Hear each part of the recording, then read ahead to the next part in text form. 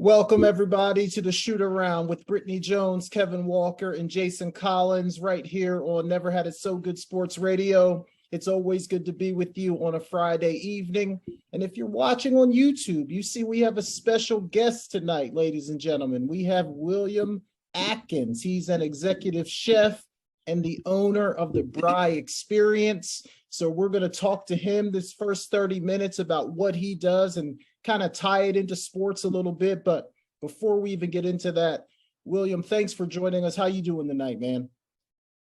I'm grateful. I'm blessed and honored to be a part of this show this evening. Thank you guys for having me. So I'm doing really well. Absolutely. We're looking forward to it. But before we start, Britt, K-Walk, it's been a long week. How's everybody doing? Everybody feeling good? What's going on, Jay? I'm excited. This show is going to be fun. And again, thank you, William, for being on our show. We're excited to have you. And let's be ready to learn more about you. Yeah, for sure. Doing well, guys. And again, Will, thank you so much for joining us. Thank you. Appreciate you taking the time out for sure. Let's have a great one. Sure. Let's go. All right. Well, let's get into it then. And I think, Will, man, we should probably just start right at the beginning. What got you interested in food? Have you always wanted to be a chef? How did you kind of land in the spot that you're in right now? I'm originally from Camden, New Jersey, small city right outside of Philadelphia. I come from humble beginnings, single parent. So when we grew up, you had to kind of like figure it out. So my creative ability and imagination came from those humble beginnings, taking what we had and just utilizing it. And as the years went on in my life, it kind of evolved and it became a craft to me and a passion. I originally wanted to go to the NFL and play sports professionally, but that wasn't in a spectrum for what God had for me. So I started pursuing my career as a chef.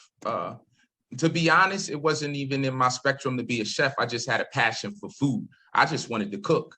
I never identified with a chef. I didn't even think I was going to be a chef. I just wanted to cook. That's all I wanted to do. And then, I got in the field. I went to 2 years of college. I did 2 years of culinary college. And after 2 years of culinary college, I went into the field. And when I got into the field, I kind of excelled really fast. And once I got into the field, I kind of advanced within a year, became executive chef, worked in corporate America, ran several hotels, Hilton Garden Inn, the DoubleTree, helped with a couple restaurants. And then I wanted to start my own company because I wanted to be more creative and have leverage in terms of what I wanted to do in my vision. So I was checking around, seeing what I wanted to do because I'm a very laid back, reserved type of person. And when you put yourself out there as a chef, as a person just giving yourself to the world, you become vulnerable because that's the only way you can connect with what you're doing or connect with the people. A part of yourself is being vulnerable. I wasn't comfortable with that. So I jumped into it. The name Braai of my company is from South Africa. And I was trying to figure out, like I said, what I wanted to do. So I was like brainstorming, looking at different things, what I wanted to call my company. So I came up with the name Braai when I was going through some things in South Africa. And Braai is a method of grilling. It's like a barbecue. And now if you think of South Africa, if anybody knows about it, it's a city and it's a melting pot from European descent, from Indian, from the Zulu tribe. So it's all these different genres. It's just like a melting pot. So when you have a braai, everybody comes, everybody from different walk backgrounds and ethnic groups. And my interpretation wasn't just the method of cooking, it was the philosophy of everybody is welcome. So when I say the Braai Experience, it doesn't matter where you're from, what your background is, you are welcome to come in and get a taste of like what I'm truly doing. So yeah, I'm here now. And when I started, like I said, I didn't know how I was going to put myself out there to the world. So I started with meal prep. And I'm into fitness. I'm into nutrition as well because I like working out. So I started kind of targeting athletes, Division I athletes, high performance athletes, even families and people that just wanted to get their life back on track and become healthier and more conscious of what they were doing. My job was basically to come in and edify them and give them the tools that they needed, not just to put a plate of food in front of them, but just kind of empower them so they can go out there and do it as well. So I did the meals, and it was really rolling. I got pretty busy. I was a one-man machine. So I got up to about a couple hundred clients within months. I was on the road traveling up North Jersey, Philadelphia, dropping off meals, networking with the athletes. And my name got into the circuit, and then some people from the NBA reached out to me, and then I got a couple clients from there. And then I started a private chef for a couple athletes. So yeah, that's basically it. So it's been a phenomenal journey for me in terms of the process of the brand and what I'm doing.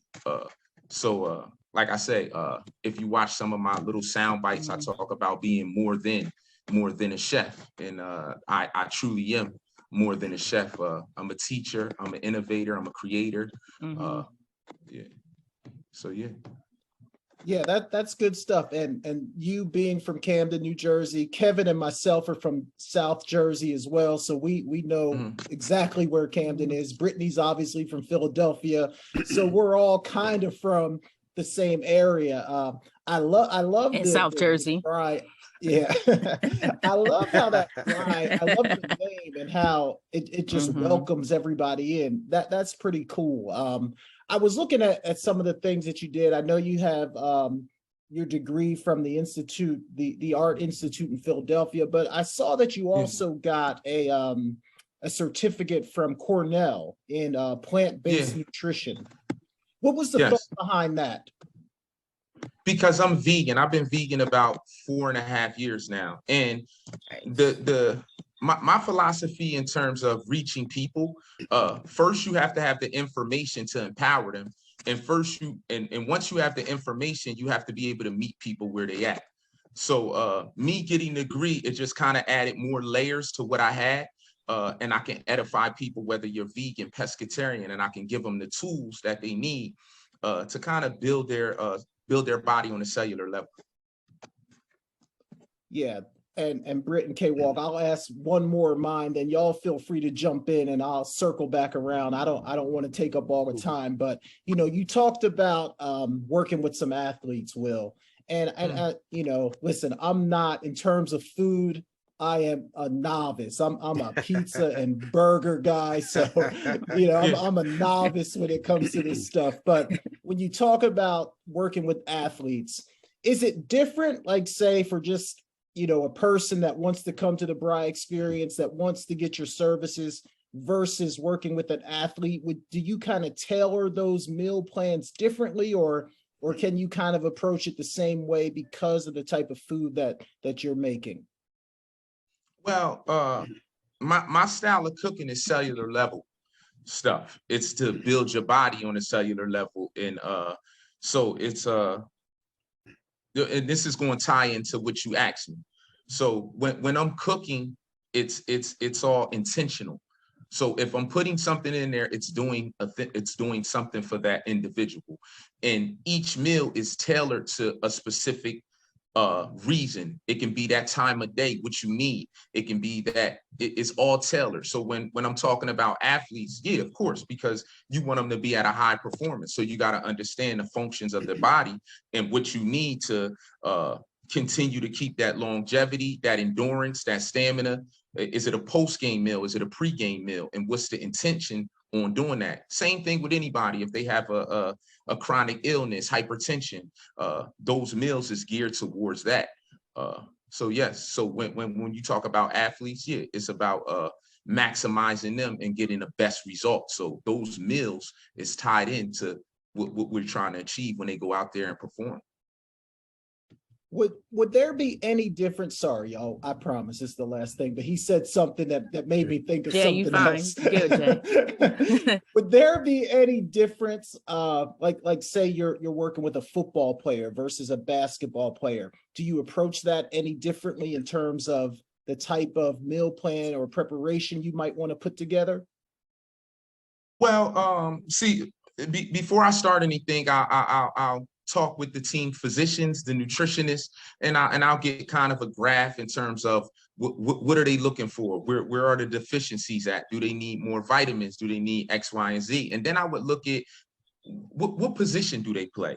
Where are they using most of their ability? Are they playing defensive back and they're roaming the field? So they're going to be burning a lot more. They need more mobility. They got to be able to get to one angle to the next. Are they on the line? So it's geared to that individual and what that individual is trying to achieve. Do they want to be quicker? Do they want to be stronger? Do they want to be faster? So those meals it just depends each individual what they're looking for. Awesome. Good stuff. Go ahead, guys. Jump in. Yeah, for sure. Go ahead, Brett. I mean, I guess, well, first of all, I just want to say you're a scientist. You're not just a chef. You are a scientist with food. Because I never knew this much about food and the different things depending on what you're looking for. So I'm learning a lot just from you being here. But I have, I'm more of the fun side of the questions a lot of times. So I really want to know, are you the one that where your family's like, no, you got to cook for every cookout, or do they give you a break? Yeah, they give me a break. Sometimes they want certain things and I get it done for them. So yeah, do they want me to cook a lot? Sometimes they don't, because look, they don't want me to outshine them or whatever. They, it's a family function. Everybody got their designated meal. My aunt, she'd bring the potato salad. Somebody might bring the turkey. So it's a collective effort, and I don't want to steal the joy of that union at that time. And another thing is, I really would like to know, during this journey, of your culinary arts, because you are an artist, you just deal with food. What is the best advice anybody has ever given to you? In terms of becoming a chef, or just like my perspective on everything? Like, what do you mean? In terms of becoming a chef, or just in life in general? You have to be extremely resilient. You have to be extremely resilient. You have to be consistent, and you got to be committed. I feel like those are some key ingredients to really get into the next level. So when I look at myself, I didn't get to this point overnight. And some people might look from the outside and they look at it as glitz and glamorous and, oh, wow, this, that, and the third. This was blood, sweat, and tears, dedication, getting up 3 a.m. for years and years, working 80 hours in a week, pushing myself. And so, yeah, it's being resilient, getting knocked down and being able to overcome it. So it's a constant just pushing yourself and understanding and being committed to what you're doing. You just got to have that conscious agreement with yourself, oneself, and saying, yo, I'm committed to this process. I'm gonna attack it vigorously and I'm never going to stop. Yeah, I love that. And I have another question what is your favorite food to do? I know you say you're vegan, but what is your favorite foods that you really like to work with if you have the choice? I know it's a lot of options out there. Yeah. So I started off, and I still am. I really am strong in Italian cuisine. So I like doing a lot of different exotic pasta dishes. So I'll take each cuisine and I'll tie it into something. Like I'll do like South African and Italian meats, but I'll do it with pasta. So I'll just do all these different unique pasta dishes. So nice. Yeah. And speaking of, like South, where your business come from, when it comes to your food, how have you discovered, the different types of food to work with? Have you traveled around the world a lot? Like, not to be honest, I just start traveling. I'm gonna be honest.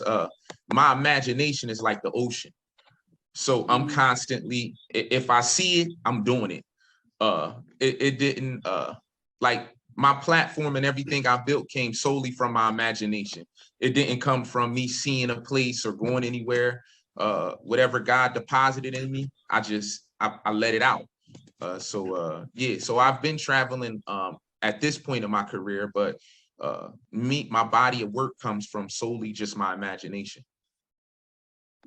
I want to say this. I've watched your videos a lot on social media, and I'm just like, I can't wait to try something. I'm excited.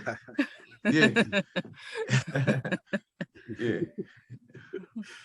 We gotta get it. We gotta get it there. I gotta get you guys some food.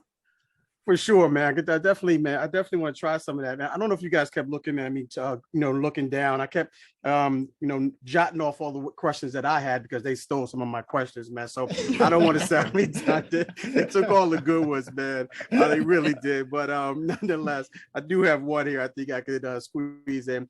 Hey, man, listen, I'm a Food Network guy. My wife and I, we watch Food Network on the basis. So, with that being said, who did you pattern your skills after? Was there one person that you looked at? I'm going to turn this to a two-part question that you looked at and you say you want to pattern your game after, if you will. Mm-hmm. And also, did you ever participate in any competitions as well? Okay. The first one, no, I'm gonna answer the second one first. I've never did a competition. Okay. Ever. Okay. Well, I did something that was like Battle of the Chefs, but it really wasn't Battle of the Chefs. It was just something where we was cooking it really wasn't like that, like a real competition. Now, who do I patent my style after? Nobody. I have a unique style and a flair for like what I do. Who do I admire in the culinary field is Gordon Ramsay, and not because of his he has a great cooking pedigree, but I love his business mind in terms of how he maneuvers, and I like that about him. And when I look at my brand and what I do, that is similar to what I'm going to do in terms of my academy and books and things that I have, because like I said, you're more than just a chef. Like, once you step away from that arena cooking, how do you use your leverage to impact change and cultivate different people around you? You're not in the kitchen anymore. So what do? Right. So yeah.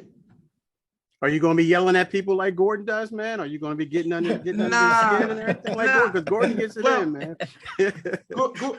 Gordon gets it in. My approach is a little bit different. I don't yell to kind of get my point across. People are attracted to passion. And people are attracted to his passion. That's his form of communication and getting people to do what they want. Mine is a little bit different, but they serve the same thing. They get the same thing done.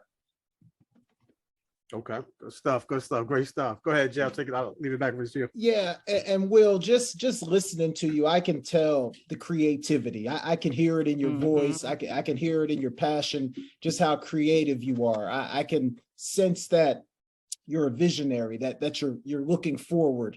It's awesome where you are now, what you've built now.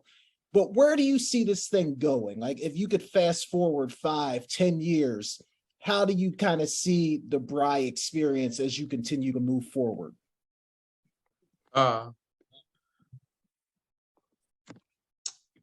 Right now, I'm truly flowing in my purpose.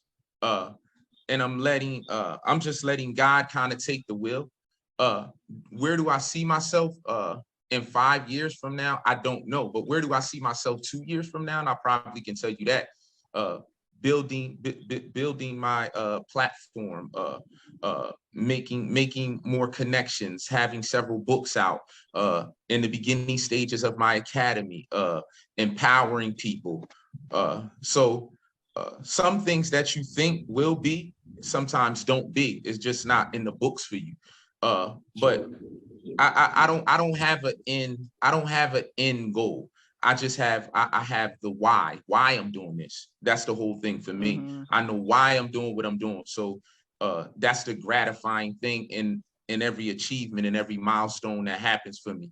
And as long as I keep that in my spectrum, I'm gonna just keep flowing and just let whatever comes my way. It's definitely goals that I have. And I won't even say goals. It's things that I'm going to do, period. I'm going to do it. If God allows me to breath in my lungs and me to continue to keep pushing forward, I'm going to get these things done. Yeah. Britt, K-Walk, you guys got anything else? Yeah, I have something, coming from your humble beginnings, being, at seeing how successful you are. And I know you still say you still have a ways to go or whatnot, but you are, in my book, very successful, and have accomplished a lot. What advice do you have maybe for those looking to follow similar, steps, to try to maybe go into the culinary arts or a little bit more?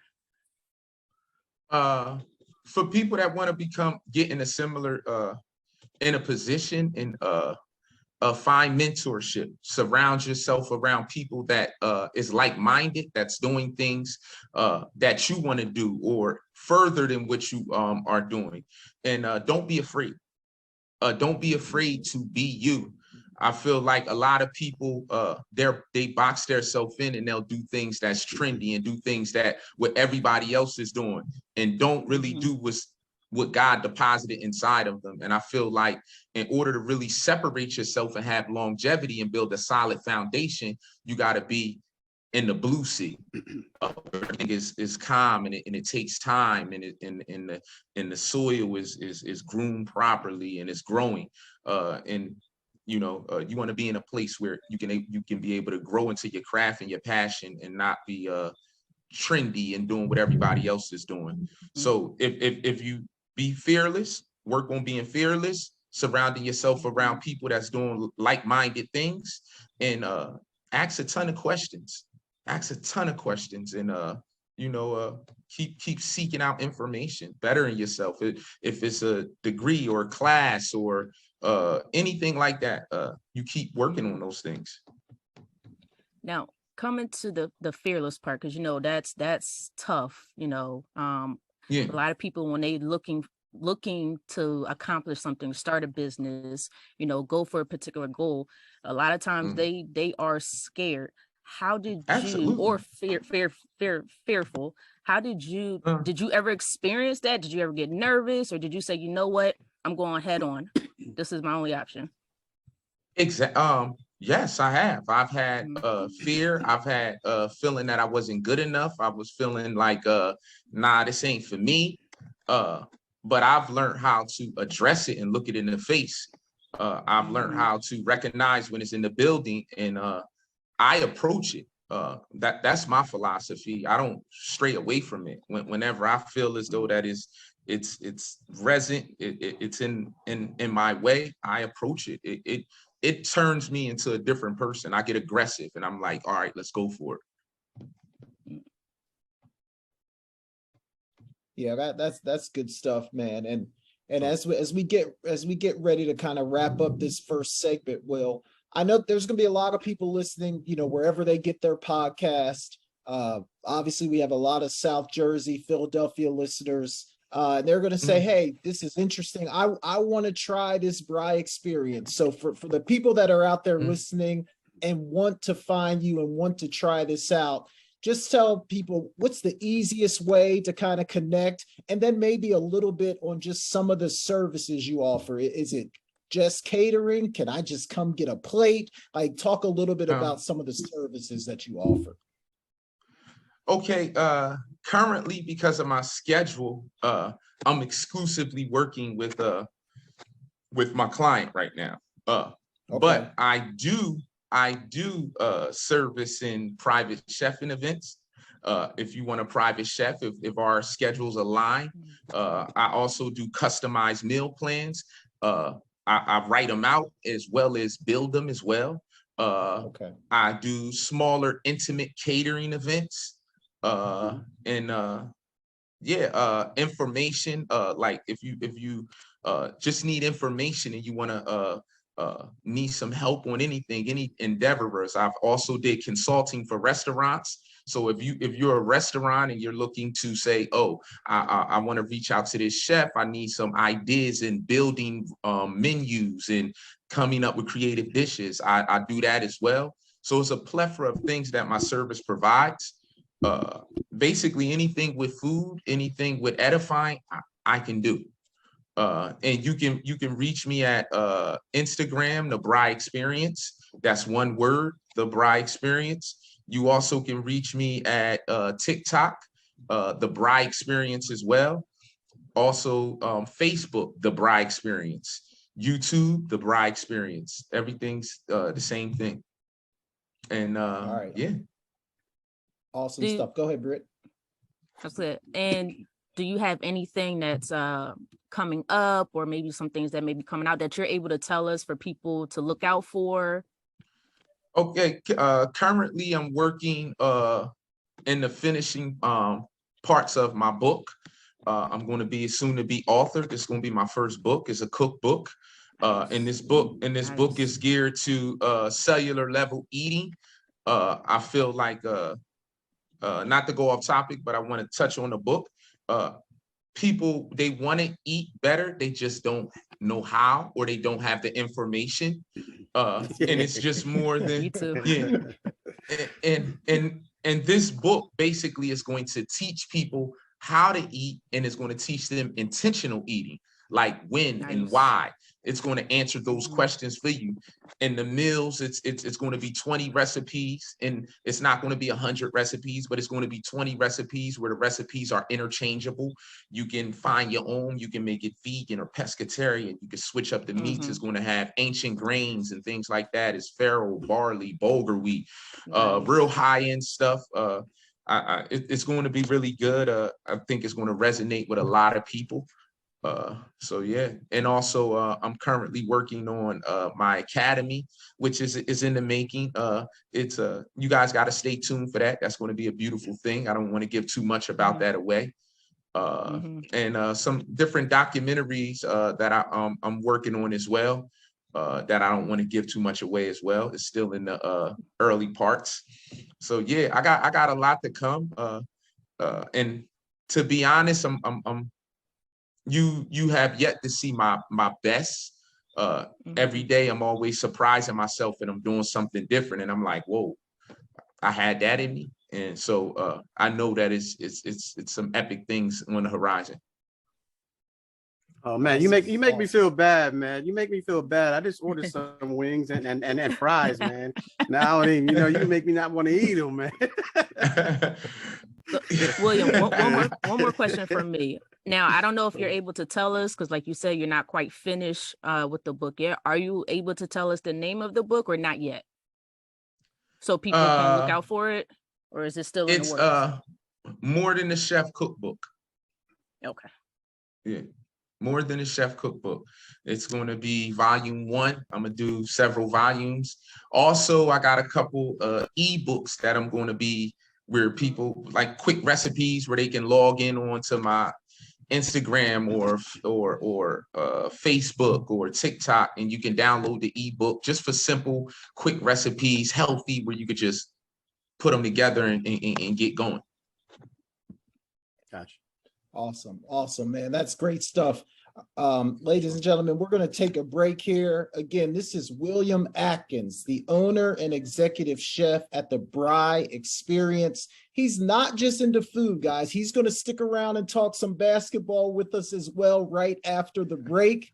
But again, Will, thanks so much for being with us. I enjoyed that first half hour. That was great. Indeed. You guys check out the Braai Experience. You can find it on all social media platforms, YouTube, at the Braai Experience. So check it out. We're going to take a break, and we come back. Brittany Jones has some basketball topics for us to talk about. You're listening to the Shoot Around right here on Never Had It So Good Sports Radio, and we'll be right back.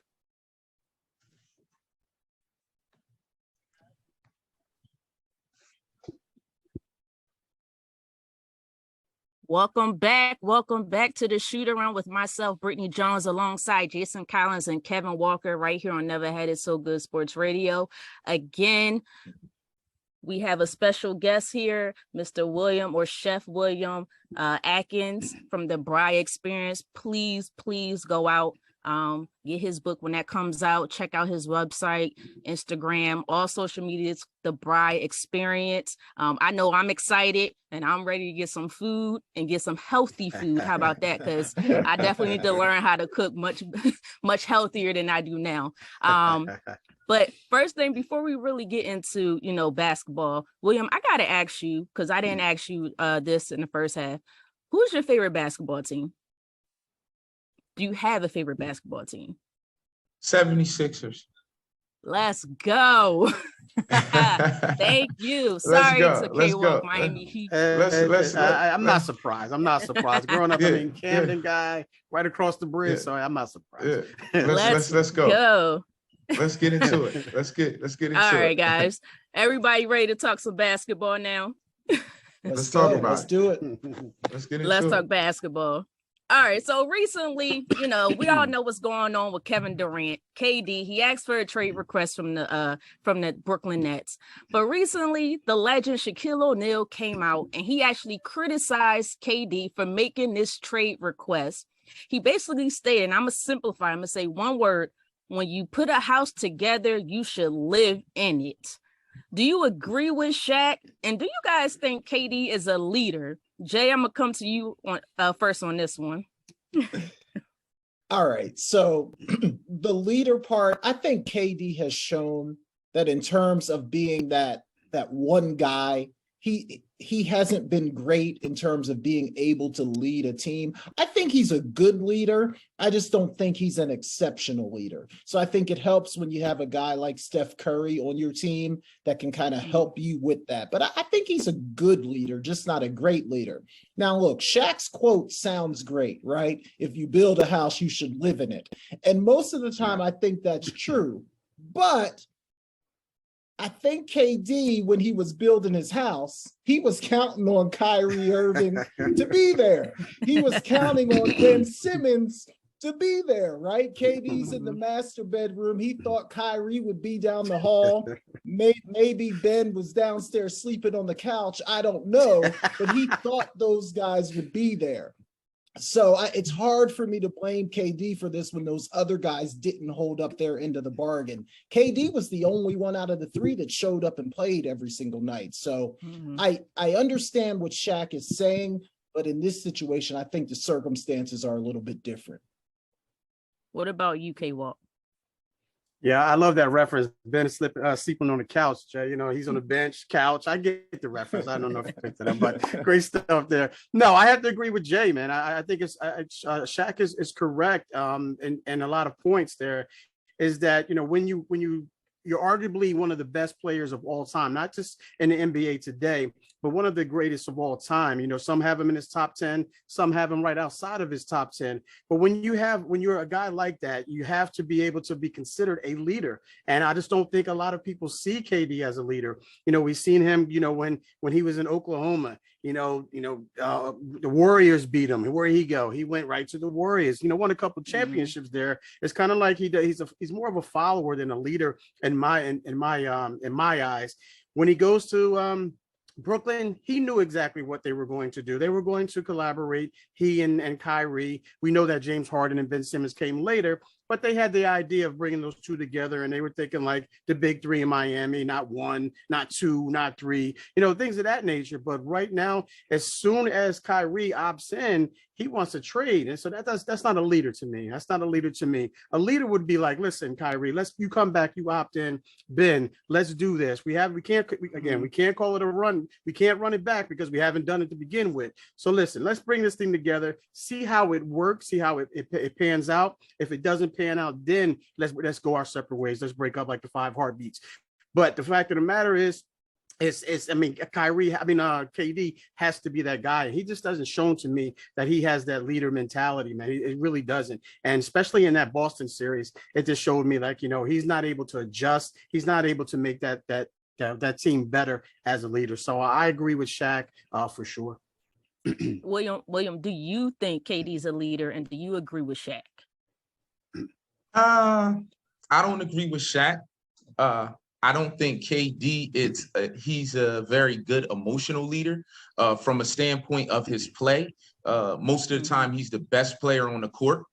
What I say, like his body of work, he does have championships. He's a championship pedigree player. But at the end of the day, has he won it and put it on his back? Has put a team on his back? No, he hasn't done that. But I feel like it's a business decision in terms of if he want to stay or go. Because when I look at how the NBA is now, it's a business, and the athletes understand that it's a business, and they're going to leverage it as a business. So they're going to make the best decisions for themselves and their family. And so the dynamic has definitely changed from the era when Jordan and Barkley and them played, or even before that. It's more player conscious, and they understand their power in the league. So I think Kevin Durant understands that very well, and he's going to leverage it. Yeah, it is. It's definitely a business. So you're right about that. And a lot of these players have shown that over the course of the years. So it's not just KD. Harden did it last year, did it the year prior to that, going, asking out of Houston. Kyrie has done it. I think the only player that really hasn't done it was LeBron. He's really the only one that stayed to the end of his contract agreement until his contract was over.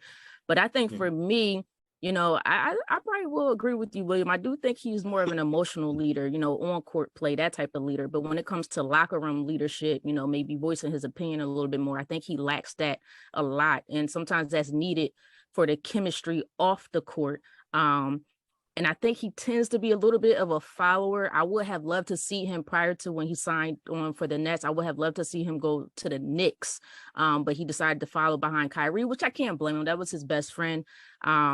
But I agree with Shaq, but I don't think I agree with it. I had some time to think about it. I don't think I agree with it in the case of Kevin Durant, because like Jay said, he didn't know that Kyrie was going to do what Kyrie was going to do. He didn't know that Ben Simmons was going to complain about his back and not show up and do whatever he wanted to do.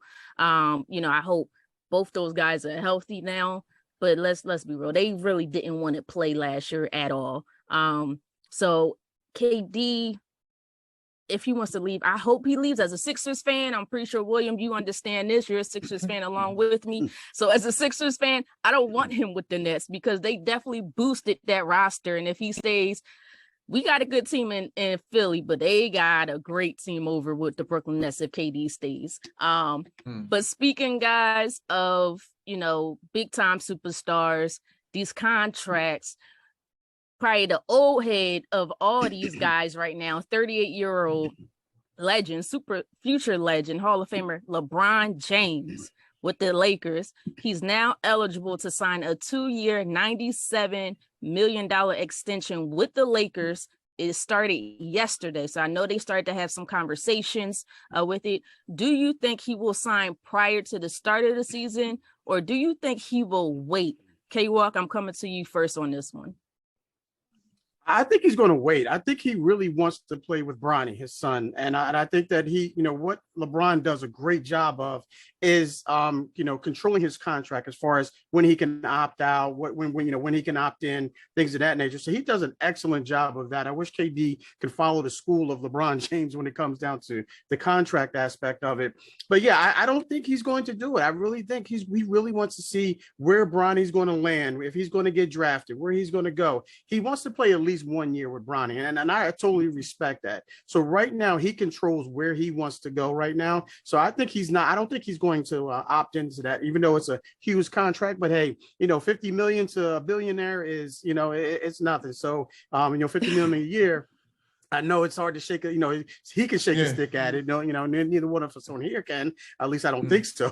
But anyway, I think that LeBron will not opt in. He'll wait, and again, to see where Bronny goes, and I think he's going to, facilitate his contract of where he goes, and then he's going to wind up playing with him for at least a year for sure. All I know is if he doesn't want to sign for the full max deal, can I get whatever's left over, what he doesn't want to get right now? I know, right? I'll take just the 1 million of it. Just give me 1 million. All right. William, do you think he will sign prior to the start of the season, or will he wait? I think he waits. The money's not an issue for him. I think he waits. I think Kevin, he nailed it right on the target, because Bron, he's more strategic individual, and he's looking for he's very intentional when he makes a move. It's very intentional, and he has an amazing team around him, and he's going to play with his son. He's going to make sure of that. So I think he doesn't sign the $100 million contract. I think he waits and sees where it goes. Maybe, I don't know, but I don't see him signing it off the bat, and I don't see it. And I guess I'm gonna have to work on my business, my NBA business side, because I'm like, sign it. No, sign it, please. No. What about you? What about you, Jay? Man, I don't know. I mean, both the guys made great points about waiting. But and LeBron has been great. Like you guys said, he's been very strategic. He's known when to take that 2-year deal, when to, so he's played it as good as anyone has ever done it. But the only thing to me that's a little risky about it now is because, look, LeBron, he's been like an Iron Man, but he is getting older. The injuries have started to creep up on him a little bit. They didn't make the playoffs last year. I don't know that Bronny's even ready for the NBA next year. I mean, he's a very good high school basketball player, but he doesn't look like a guy that's going to be like a lottery pick or anything like that. He very well could go undrafted. So I don't know. I think because of all those factors, it wouldn't be a bad idea to take the 2-year, $100 million. Let's face it, I don't think LeBron really wants to play anywhere else other than in LA. So he might as well go ahead and take the deal.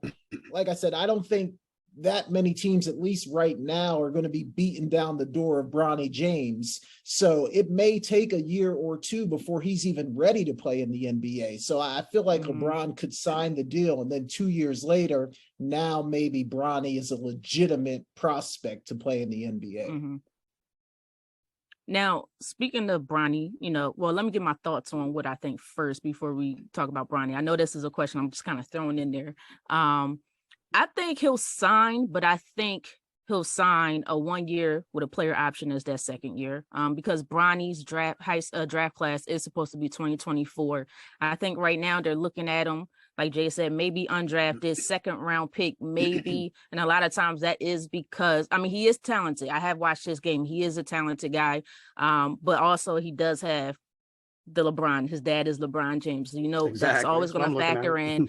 I'm pretty sure Bronny doesn't want that. He was working his tail off to get to accomplish his goals.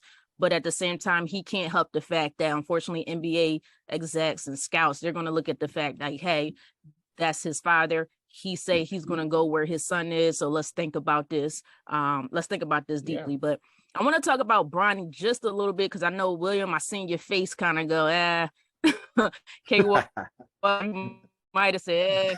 What are y'all thoughts about Bronny? If you know anything about him, if not, that's okay, because I know I'm just throwing this in there. But William, you want to take this one? I'm all about uplifting the youth. I think he's a phenomenal talent. The sky's the limit for him. Is there room to continue to improve? And indeed, I think for all of us. But I like his game. I think he's strong. He's explosive. He's fast. But NBA level caliber, if we speak right now today, is he there? No, he's not. Will he be there? Yes, I think he has the proper team around him and the proper tools at his disposal to get to that next level. So when his number called, I think they'll put him in a winning position. What about you, K-Walk? Yeah, I definitely agree with you, Will. I think that, since LeBron has come out and said that, he wants to play with Bronny, I think that's in itself right there is going to attract a lot of teams to, to go after him, whether he's good enough to, to play right away. If they get him in there, draft him, bring him in, put him in the G League, whatever the case may be, then ultimately bring him up. I think if you get Bronny, you get LeBron. LeBron has already come out and said that he wants to play with Bronny. And I think that's a real huge recruiting tool for teams to say, listen, he may not be ready, but listen, he's not a bad thing to go after if we can get LeBron on top of that. So, I think that he'll, I've looked at his game. I think that is a developmental game. He should be in a G League to start off with. His game, he may explode, from now to then. But as of right now, if he were to come into the league, I don't think he'll be ready right away. But again, as I stated earlier, if a team says, okay, we can get Bronny, we can get LeBron, then we're going to bring this guy in, whether it's a second round pick or whether it's, an early second round pick. Anyway, I think that you'll give up a draft pick if you can get LeBron in there as well. Yeah. What about Jay? You got any other thoughts on Bronny? I know you mentioned some of that before. No, look, I mean, I think Bronny deserves to be commended. I mean, he's had the spotlight on him, like since he was in 6th or 7th grade, all the expectations of being LeBron's son. I think he's handled that part of it as good as any kid could have, right? But like in terms of just his game, like he's 6'3", he's a 6'3" guard. I think he's got good skills. He just doesn't wow me, right? So I think, if he wasn't LeBron's son, he'd probably be like a fringe NBA player, maybe make it, maybe not. I agree with K Walk's point. The LeBron being his father could certainly help him. So I think he's got a shot to make it, and he's certainly doing everything he can. So we'll just have to see how it plays out. But again, I do think he deserves to be commended just for the way that he's carried himself with all the bright lights shining on him all the time. For sure. Great point, Jeff. Yeah. I remember this past, I think it was in the spring, I believe, I watched a game. It was between Camden High and Bronny's team. And, we have DJ Wagner out here, who's, one of the top in his class, which is, I believe, the same year, 2024. And when I was watching them, DJ Wagner was popping. He was explosive. He was in your face. Bronny was a little bit more laid back. Yeah, DJ Wagner is very nice. So anybody watching this on YouTube right now, if anybody listening to us over the air, look out for DJ Wagner. He's right here from Camden, New Jersey, or he at least goes to Camden High. His dad was in the NBA. His grandfather was in the NBA. So that's just 3 generations of basketball pedigree there. But so I think Bronny still has some work to do, but I think he'll get there. I think, he has the advantage because now he's starting to work with his dad, LeBron James, and his trainers. But the one kid you got to look for is the little brother, Bryce. He's going to be a player, and he's already taller than Bronny. He's almost as tall as his dad. Now he has some skills, and I think he's going to be the special player. But I do think Bronny's going to get to the NBA and have a decent career. But Bryce might be that future star in the NBA, just like his dad. Britt, can I just say this, Britt? Do we think? Because I'm not sure. Do we think LeBron still has the cachet, still has the game? I mean, he's 38, he'll be 39. Does he still have the game that's going to make people say, oh, I'm going to draft Bronny just so I can get LeBron? Does LeBron still move the needle in terms of, if I've got LeBron, I can win an NBA championship? I'm not so sure his game still does that. So that's why I'm just wondering, when Bronny comes out, will LeBron still be that guy enough where teams are willing to give up things to have him on the roster? Because to me, he can't do it alone anymore. He needs help. So that's just why I'm wondering, do we think LeBron is still that guy that teams are going to be clamoring for in a year or two? I'm not so sure. You know what? I don't know if talent-wise he'll be that Cleveland guy that we seeing, the Heat guy, because over time, let's be honest, athleticism will decline. He's 38. By the time Bronny comes out, he'll be about 40 years old, right? But there's other attributes to LeBron or things that he brings to the game that surprises a lot of people, or I don't know if you should be aware, but it's his IQ. His IQ is above all. When I've listened to him talk about the game, and I feel like he should be a coach one day. He literally should be a coach one day. Not quite a GM. I'm a little nervous about the GM part of it, but his leadership abilities, he just makes everybody better, whether he's on the bench, whether he's on the court, and you can see it during the games. He's talking to the young guys. He's telling them exactly what to do, where to be. And once they do that, once they implement those things to the game, you can see now their game has elevated. So I think that's what they want as well, to help the younger players. And that will also come along. If you get Bronny, you'll get that side of LeBron as well. But William, you have any thoughts? I see you shaking your head a couple of times on that. No, I love Bryce's game. I was just just to go back on Jason. That kid, he's gonna be it. I was watching him shoot. He's gonna be able to shoot really well. He's just he's going to be really well. He's going to be a superstar, a star at least. At a minimum, he's going to be a star. Yeah, in terms of LeBron James, will he still at 40? He's still going to be able to sell out arenas. And I think if you're looking at in terms of he still brings that blockbuster presence, like people still are going to flock just because of it's LeBron James. So I think will he still be able to be a major piece in a championship team at 40, 41? Yeah, because he understands the game. He understands the game very well. So he can keep going as long as he wants, as long as his body holds up, because he can play different roles. Yeah. So yeah, that's it. That's all I got. Okay, Walker, you got anything to say about this? Yeah, Will pretty much stole my plate. Pun intended there, Will. It's pretty much what I was thinking. If you look at it, if you look at LeBron right now, you should have LeBron. And Jay, let me ask you this, since you kind of posed this question, but is LeBron in your top 5 right now today? Today is in your top 5. Yeah, I think so. And if not, I mean, he's right there for sure. Yeah. Right. So I would think, and by the age of 40, he'll still be in the top 10. Maybe not be as high, but he'll still be in the top 10 or teetering around top 10. And that's not bad. And still, like Will stated, he still has that name as well. So I'm going to say, yeah, he's still attractive. That name is still attractive. And like Will said, he's going to be able to change his game. He's going to be able to be that guy who's going to be able to change his game like MJ did in his latter part of his career, like Kobe did in the latter part of his career as well. Change his game to adapt. And I think some of these teams will understand that. And some of these teams will go after, Bronny, to attract LeBron for sure. So I definitely think at the age of 40 and as competitive as LeBron is, he may try to go after Tom Brady's record as playing as far as into his 40s as he possibly can. He's going to give Father Time a run for his money as well. But yeah, I think he'll be a big time name and a big time attraction in 2 years for sure.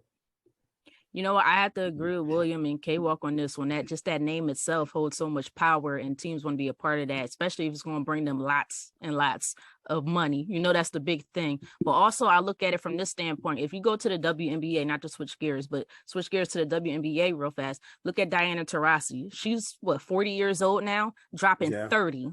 So she had to change her game a little bit because the athleticism isn't there as much. But she's dropping 30 points in the last couple games, I believe, about a week ago. So she's really showing the youngest on how to do it. Like, I can still get it done. And I think LeBron will eventually get to that point. He may have to change his game, maybe, but he takes such good care of his body, he might not. So we'll see in a couple years. LeBron is a different type of specimen that we really haven't seen in a long, long time, or really never seen. Again, he puts over $1 million into his body. So we'll see what happens in a couple years. But guys, right. I really, because we're starting to come towards the end of the show, but I really want to get into one of our old segments that I normally do, and it's called Keep or Trade. I know, William, you're a little new to this segment here, but Keep or Trade is just, I'm gonna give you 2 names from the same team. You tell me which player you're going to keep, which player you're going to trade, and tell me why if you're able to. All right. So K-Walk, I'm gonna come to you first. I'm gonna start with the 2001 Lakers. Who you gonna keep or trade? Shaq or Kobe? Oh. Yeah, I know, right? This is a tough one. When you pose this, Brett, I'm sitting there looking up. All right, what did Shaq do in that year? What did Kobe do in that year? What did Kobe do after that? I'm gonna this is rough, man. It's hard to get a big man like Shaq, man. It's really, but Kobe was kind of the second coming of MJ. So I think we kind of saw MJ and Kobe. So with that being said, I'm going to take Shaq here. I'm going to keep Shaq, and as hard as it is for me to say, ladies and gentlemen, I'm going to trade Kobe, man. I'm going to trade Kobe. It's rough, but when you get a dominant center like that down low, man, I know it's rough. He couldn't hit those free throws, but to get a dominant center like Shaq, it's rare, especially in that day and age. So I'm going to have to trade Kobe. My bad, Kobe. Rest in peace, brother. We want to trade Kobe though. Kobe. Hard, man. I know. All right. Shaq is dominant down low. William, who you want to keep or trade? Shaq or Kobe? I'm definitely letting Shaq go and keeping Mamba.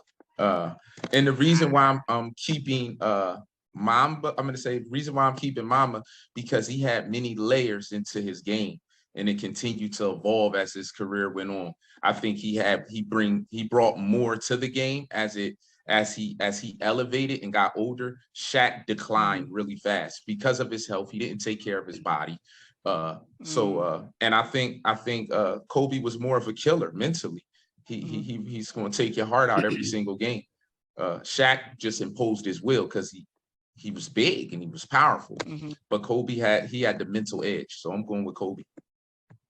Kobe definitely had the mental edge. Absolutely. But what about you, Jay? Who you got? Look, I think most people would probably say Shaq, especially because you're talking about the 2001 Lakers. I looked up their numbers. Shaq was doing like 32 and 15 in the finals, and Kobe was about 24 and 5. But I'm going with William here. I'm keeping Kobe. I'm trading Shaq only because I think Kobe could have did a lot more if Shaq wasn't on that team. Like, are you telling me Kobe couldn't have averaged 32, 33 if Shaq isn't on that roster? So I think part of the reasons Kobe's numbers weren't as great because he was obviously sharing the load, and Shaq was that go-to guy for the Lakers. So I love Kobe. I know most people would probably take Shaq, but give me Kobe. I'm keeping Kobe. Yeah, this one's actually hard for me because, I love Shaq and I love Kobe. Kobe's from the Philadelphia area. He's from the Philadelphia suburban area, I should say, Lower Merion. But I gotta say, it's like I want to take Shaq because he was the most dominant player. And I always say, if I have a starting five, I'm starting with Shaq first. But Kobe was undeniable. Kobe was he was the second coming of MJ, But I think just sticking with the 2001 Lakers, you know what? I'm gonna keep what I always say. I'm gonna stay with Shaq. I'm gonna keep Shaq, and it hurts my heart. It hurts me so bad, but I'm gonna have to trade Kobe and hopes that he comes back to me. It's just that pure dominance. I know Kobe has that Mamba mentality, which he does dedicate because he says it came from him playing in streets of Philadelphia, but it's just that pure dominance. And a lot of times when you start your team, you look at that center position first, and Shaq had that pure dominance. Nobody was stopping him. All right, so a couple more, and then we'll end the show here. So the next one I did specifically for K-Walk, in honor of K-Walk. I did the 2012 Heat. The 2012 Heat. Who you going to keep? Who you going to trade? Dwayne Wade, D Wade, or the King James, LeBron James? Jay, I'm coming to you first on this one. Oh, you're starting with me. Okay. Look, I think this one for me is pretty easy. I know back in 2012, like Bron and D Wade were still trying to figure it out. But LeBron is a specimen. Like, we haven't seen anybody like LeBron. And I know I hate on LeBron from time to time, but when I really look at it, this guy is phenomenal. So D Wade was great, and he was probably the leader of that team at that time. But I'm going to go with LeBron because I just think he's the most talented. So I'm keeping LeBron, and I'm going to trade D Wade. Yeah, you know what? This one I kept going back and forth because I love D Wade. Flash.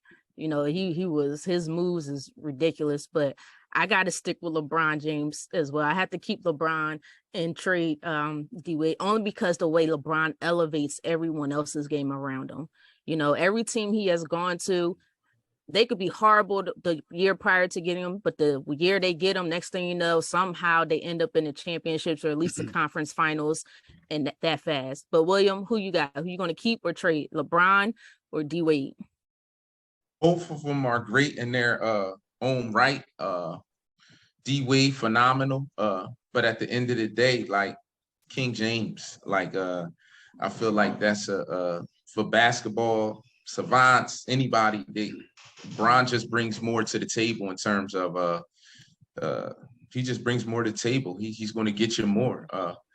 So D Wade, I love you, but I'm rocking with Bron on that one. And K-Walk, you gonna make it unanimous, or you gonna stick with the King of the Heat?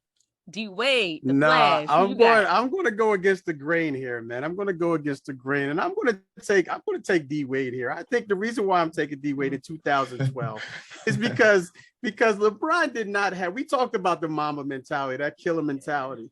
LeBron doesn't possess that, or he didn't possess it in 2012. He was always deferring to guys like, the D Wade or Chris Bosh or Mike Williams or Mike Miller, Mike Miller and guys like that when it came down to the crunch time. And I was watching a highlight the other day, and it was LeBron and it was the Miami Heat playing against the Cleveland Cavaliers. LeBron went down and he's tried to dunk over someone and they blocked it. The rebound came out to D Wade. D Wade went down and dunked the ball over the guy. And D Wade looked in the crowd and said, "That's how you do it. That's how you do it." So, with that being said, I'm going to take D Wade because D Wade is a Miami Heat guy. He was drafted by them. He was there for the 3 championships, not 1, not 2, but 3. And he's going to retire as a Miami Heat. So I'm going with my Miami Heat guy, D Wade. So I'm trading LeBron. I'm sorry. All valid points, but he's also still a Miami Heat fan. But I got to give it to D-Wade because he still does live in Miami. So, all right, guys, right. Last one, and then I know we're a little bit over time. But last one, I thought this was a fun one. This will be an interesting one. So, who you got? Who you going to keep or trade? LeBron James or the Lakers front office? It's the 2022 Lakers. So it's a fun one, guys. Jay, I'm going to come to you first on this one. Who you start with? Starting with Britt? Jay. Oh man. Man, look, I'm keeping LeBron. That front office hasn't really proven that to do anything that blows me away. I think they need a lot of work in that Lakers front office. I'm going to keep the guy that's actually going to be on the court playing basketball, and also the guy that can attract other great players to come to LA. So give me LeBron. That front office can go. William, who you got? Me? Mm-hmm. Oh, I don't know. The front office ain't really proved nothing in a while. So yeah, I'm gonna keep LeBron. I'm gonna rock out with LeBron and see where he can see what we can do with that. Front office hasn't been real solid across the board. A little inconsistent for me. So I'm gonna go with Bron. Okay, and K-Walk. Yeah, I'm gonna have to make it. I'm gonna have to agree with these two here, and I'm gonna go with LeBron here. I mean, because LeBron is someone in that front office. If you ask me, LeBron would probably do their job a lot better than they can do LeBron's job. You got Jenny Buss there, you got Kelly Tripucka, and you got Kurt Rambis, and you just seen what they had with their. And like Jay mentioned earlier, the Lakers didn't even make the playoffs. So I'm gonna take LeBron. I'm gonna trade that front office, if you want to call it a front office. Yeah, I'm not really sure, to be honest with you guys, because I feel like they're one and the same. LeBron, Rob Pelinka, they all work together to get the players that they have. But because one player does play on the court and he plays pretty well, and prior to getting, really injured, I think last year, a couple seasons ago, he was in the running for at least top 3 in the MVP race. So I'm going to make this unanimous for the last one. I'm going to keep LeBron, and we're going to start over with this Lakers front office because they need all the help that they can get. But on that, you guys, this last thing here, we're just going to go around, because we have come to the end of the show. Just go around and, where can people find you? And what are you looking forward to this weekend? William, I'm going to come to you first. I know you said it earlier in the first half of our show, but just let the people know again where they can find you. And what are you looking forward to this weekend? You can find me at the Braai Experience, Instagram, Facebook, TikTok, YouTube, all the same thing. The Braai Experience, and Braai is BRAAI, Braai. And what I'm looking forward to this weekend, just relaxing, getting some much needed time in with the family and getting ready to go back on the West Coast. So just getting some rest and getting my body ready for another travel. Nice. I need to get some travel time in. This pandemic is killing me, guys. But Jay, where can they find you? And what are you looking forward to this weekend? Yeah, you can find me at Jason Talk Sports on TikTok and Twitter and Instagram, Jason Talk Sports. And this weekend, Britt, I'm just looking to relax. Been a long week for me. I'm hoping to just sit back and relax a little bit. I know we're a basketball show, but I think we've got some NFL football this weekend, some preseason games, something like that. So I'm going to watch a little bit of football this weekend as well. K-Walk, what about yourself? Yeah, as far as social media, guys, you can on Instagram, you can catch me, Kevin.Walker142, Twitter at KevinWalker142, TikTok at KevinWalker72. I'm still, ladies and gentlemen, I'm still waiting. I'm waiting for the right post for TikTok, but and Facebook, Kevin Walker. As far as this weekend, I mean, I'm looking forward to seeing what Deshaun Watson, the situation with that's going to play out. Gonna just shout out Brittany Griner and things of that nature. Tough one for her. Going to pray for her for sure. Going to take a trip down to Manhattan tomorrow and see my mother. My mother's in town, so I'm going to take a trip down there and hang out with the family a little bit. But other than that, looking forward to a good weekend and looking forward to another great show next week as well. Yeah, and for myself, I'm on Instagram, TikTok, Twitter at Brittany Monique. Glad I no longer have to spell it. It's at the bottom of my screen there. And then also Facebook is Brittany Jones. And please, you guys follow us on YouTube at the Shoot Around BJK podcast. Please subscribe, like, and comment.